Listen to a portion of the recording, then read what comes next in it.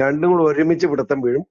അതായത് അയാളുടെ അന്ത്യം ഈ തിരുവനന്തപുരം സെൻട്രൽ ജയിലിലാവും, ഒരു സംശയം വേണ്ട. അത് കണ്ണൂരാണോ എന്ന് എനിക്കറിയത്തില്ല. അയാളും മകളും കുടുംബം മുഴുവൻ ജയിലിൽ പോകുന്നു, ഒരു സംശയം വേണ്ട. മുഴുവൻ എവിഡൻസ് ആയല്ലോ.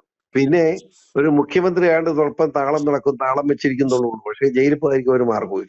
നിയമത്തിന് മുമ്പിൽ എല്ലാ പൗരന്മാരും തുല്യ അവകാശികളും തുല്യ ഉത്തരവാദിത്വമുള്ളവരുമാണ്. അതുകൊണ്ട് സംശയമൊന്നും വേണ്ട, ജയിലിൽ പോകും. എന്തോ വലിയൊരു കളിപ്പീരാണത്, വഞ്ചനയാണ്. എന്ത് മുഖാമുഖം. പുള്ളി അമേരിക്കയിൽ പോയി ആ കസേരയിൽ ഇരിപ്പ് കണ്ടപ്പോ സത്യത്തിൽ നമുക്ക് അപമാനം തോന്നിയില്ലേ? അമേരിക്കയിൽ പോയി ഒരു ചെറിയ കസേര കയറി കുത്തിയിരിക്കുക മുഖാമുഖം.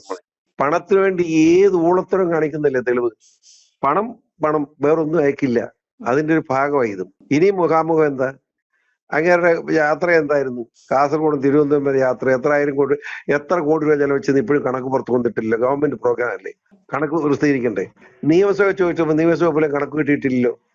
എല്ലാം ദുരൂഹതയും നിയമം മുഴുവൻ ലംഘനങ്ങളും ചട്ടലംഘനങ്ങളും നടത്തിക്കൊണ്ടുകൊണ്ട് ഭരണം. ആരും ചോദിക്കാനുമില്ല, പറയാനില്ല. ചോദിക്കുന്നുണ്ടോ പറയാനും പറ്റുകയില്ല. വളരെ ഗതികേടിലേക്കാണ് പോകുന്നത്. ഏതായാലും ഒരു നല്ല കേസ് ഉള്ളതുകൊണ്ട് കോടതിയുടെ മുമ്പിൽ ഇയാൾ ശിക്ഷിക്കപ്പെടും എന്ന് ഉള്ള ഏക ആശ്വാസം ഇപ്പൊ എനിക്കുള്ളത്. തുറന്നു ഒരു മടിയുമില്ല. കട്ടതും പൊട്ടിച്ചുമൊക്കെ തെളിയിക്കപ്പെടാതിരിക്കാൻ പറ്റുമോ ഈ രാജ്യത്ത്? രാഷ്ട്രീയക്കാരൻ കക്കാൻ കൂട്ടു നിൽക്കുന്നു ചിലപ്പോൾ കണ്ണടച്ചെന്ന് വിചാരിച്ച് ബഹുമാനപ്പെട്ട കോടതിയെ സംബന്ധിച്ചിടത്തോളം അവരുടെ മുമ്പ് വരുന്ന കടലാസിനെ കണ്ടില്ലെന്ന് അടിക്കാൻ കഴിയില്ല. അങ്ങനെ വരുമ്പോ കേരള ഹൈക്കോടതി വളരെ ശക്തമായ നിലപാട് സ്വീകരിച്ചു കഴിഞ്ഞപ്പോഴാണല്ലോ ഈ അന്വേഷണ ഉത്തരവുണ്ടായി. ഷോൺ കേസ് കൊടുത്തെങ്കിലും ആ കേസിൽ ഓരോ അവസരത്തിലും ഹൈക്കോടതി നിർദ്ദേശം ഉണ്ടായി. പിണറായി വിജയൻ കൈ പൊക്കി പറഞ്ഞു, എന്റെ കൈ ശുദ്ധമാണ്, മടി കനമുള്ളവൻ സൂക്ഷിക്കണം, എനിക്ക് മടി കനമില്ലാത്തവൻ സൂക്ഷിക്കേണ്ടെന്ന് പറയും. പിന്നെ എന്താ ഈ കോടതി കൂടെ ഓടുന്നത്? കർണാടക കോടതിയിൽ ഒരു ഓടിട്ട കാര്യം, കൈ ശുദ്ധമാണ് ഓടുന്നത് എന്തിനാ? ഇത് ആരാന്ന്? പിണറായി വിജയൻ മാത്രമല്ല, അതിന്റെ ഭാര്യ മാത്രമല്ല, കുറെ ഏറെ പേര് വരാൻ പോവുക.